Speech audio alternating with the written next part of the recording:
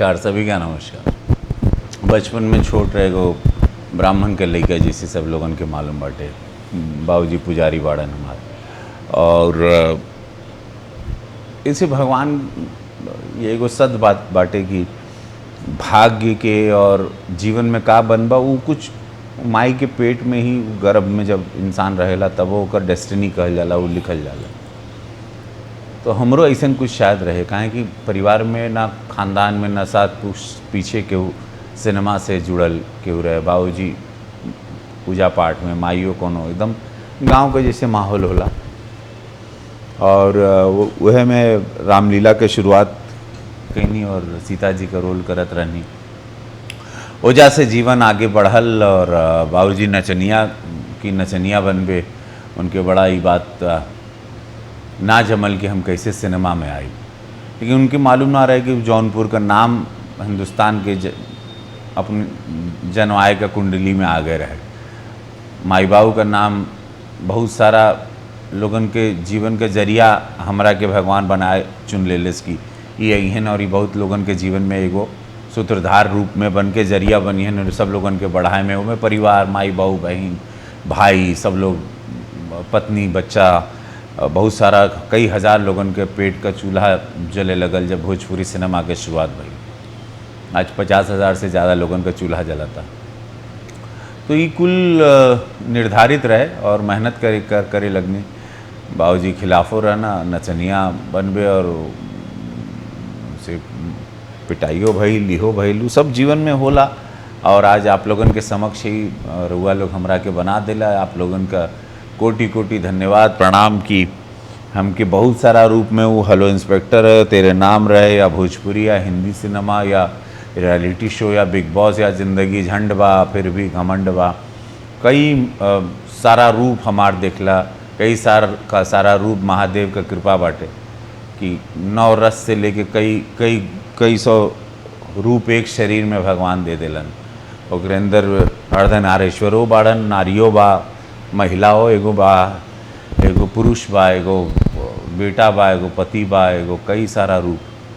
तो अच्छा लगा था कि आज महुआ में बैठ के अपन जीवन का अपन आत्मकथा हम सुनावत है और एक्सक्लूसिव ही महुआ पे आवता। कब हम अपन जीवन के पूरा विस्तार में कहूँ के ना बतैली, तो ये हमहू के बड़ा बढ़िया लगा था। आप लोगन के भी जाने के रहे और धन्यवाद बहुत सारा चीज़। और सुर संग्राम लेके फिर दोबारा सीज़न 3 हमनी लोग आवत नहीं, तो महुआ पे फिर मज़ा आई, फिर आतंक हुई, फिर डमरूबाजी, फिर भोजपुरी खाँटी संस्कृति और विधा के और संगीत के एगो फिर से एगो उचान मिली। और बहुत सारा ऐसे चला था। आज पूरा विश्व में भोजपुरी के लोग जान गएलन, और वो मॉरिशस हो, सूरीनाम हो, ट्रिनिडाद हो, फिजी हो, और बैंकॉक हो, और दुबई हो, मिडल ईस्ट हो, और इंडिया हो। आज भोजपुरी सिनेमा, भोजपुरी भाषा, हमारे माई के बोली, आप लोगों के माई के बोली के आज पूरा विश्व जाना था। तो बड़ा बढ़िया लगा था कि आज हम एगो बहुत कठिनाई का रास्ता लोग चल के आवलन ज़िंदगी में, हम रेंग के ऊपर आयल है। वो तो सब रुआ लोगन के मालूम बाटे। तो वह एगो अपन अंदाज, अपन आज हिंदी सिनेमा में भी मणिरत्नम बहिलन या श्याम बेनेगल या तिग्मांशु धुलिया या बड़े बड़े डायरेक्टर सब लोग बड़ा प्रेम दिलन हमेशा उन लोगन के साथ। कई गो सिनेमा आवता। आज 200 से ज़्यादा फिल्म कह लेनी, 180 से ज़्यादा भोजपुरी और 40-50 हिंदी। ये कुल आप लोगन का आशीर्वाद बाटे। हाँ, बड़ा बढ़िया लगा था। किरदार चरित्र के जियब एगो एक्टिंग होला। ये नसीरुद्दीन शाह के साथ जब हम करे लगनी तब वो बोलना, रवि तुम तो मेरा स्वरूप हो।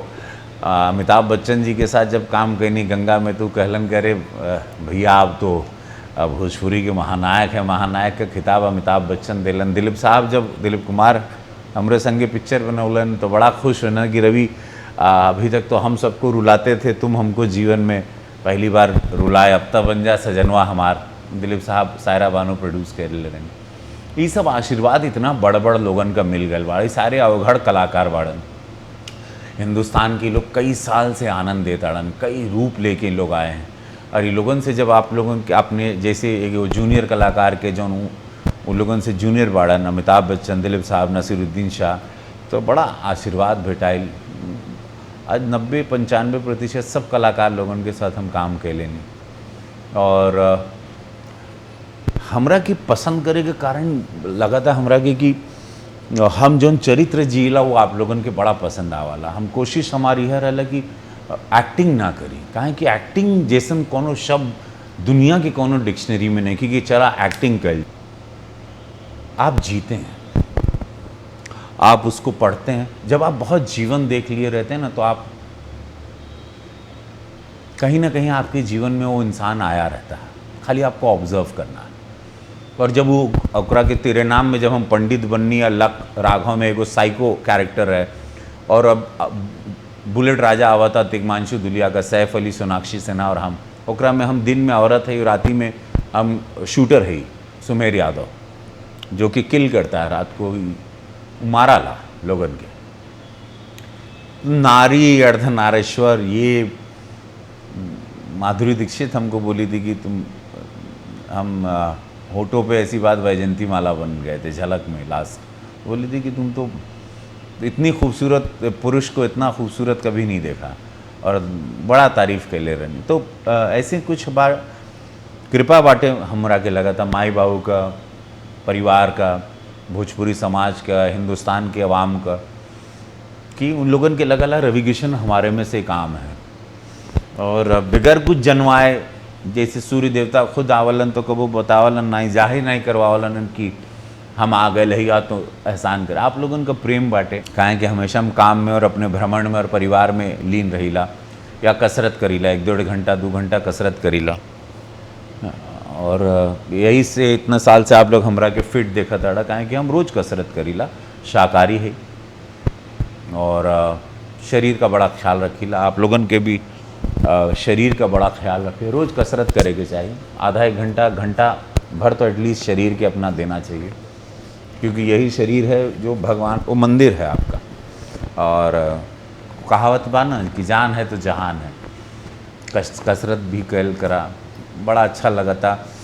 बहुत रूप में देखबा तो हमके लगा था कि आप लोग हमरा के अगर एक आम आदमी एगो गवई लड़का के, एगो ब्राह्मण के लड़का, पुजारी लड़का के सुपरस्टार बना देला, भोजपुरी भाषा, भोजपुरी इंडस्ट्री से दुनिया जान जाई, तो हमके लगा था आप लोगों के हमारा परफॉर्मेंस पसंद आए।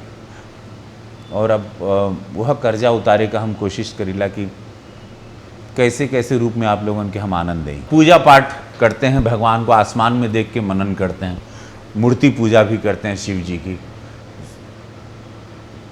हर क्षण धन्यवाद देते हैं भगवान को। हमको लगता है कि जितनी सांसें आप ले रहे हैं वो भी आप पे उधार है ईश्वर का, जो शक्ति है बहुत बड़ी, जो पूरी सृष्टि चलाता है। उसके 2 रूप दिखाई देते हैं, सूर्य और चंद्रमा जीवित हैं, ऐसे बहुत सारे हैं, जैसे कहते हैं हनुमान जी भी जीवित चल रहे हैं, तो ऐसे हैं। तो उन लोगों को प्रणाम। और सुबह उठता हूँ, अखबार पढ़ता हूँ, बहुत शौकीन हूँ अखबार पढ़ने का, न्यूज़ अगर समय मिला देखता हूँ, और कसरत करता हूँ, खेलता हूँ बच्चों के साथ अगर घर पर हूँ तो, और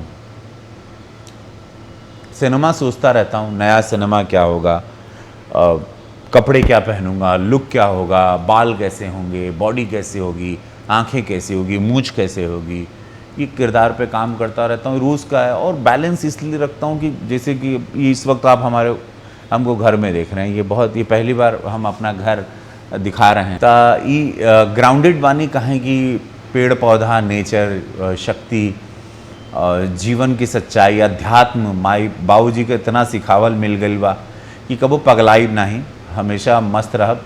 और सुपरस्टार भगवान के दया से इतने साल से ही, तो अब पगलाए वाला समय चल गया। अभी बड़का बड़का हिंदी सिनेमा हुआ था, यह है कि अब जहाँ जहाँ नाम करब कमाईब नाम, वहाँ भोजपुरी का नाम हुई। तो हमके लगा था कि आने वाले समय में और अच्छा ऊंचाई हुई, अंग्रेज़ी सिनेमा भी करब, काहे कि जौन सिनेमा जौन रूप में आवा था, और जितना अंदर अभी भी लगा था हमरा के कि हमारे शरीर का 7-8% या 12% ही इस्तेमाल भइल बाटे कलाकार के रूप में। अभी बहुत कुछ प्यास और आग बचल बा, और ये रहे के चाहिए हर कलाकार में, काहे कि वह चीज़ और यह शक्ति कलाकार के जीवित रखेला। तो ऐसा बहुत कुछ बा। देखा आज मौका मिलल तो बोलत ही, तो लगातार बोलत ही आप लोगों से। हाँ, कहें कि कई साल से आप लोगों से कुछ बतियाया नहीं, तो आज ही मौका मिलल तो है ना।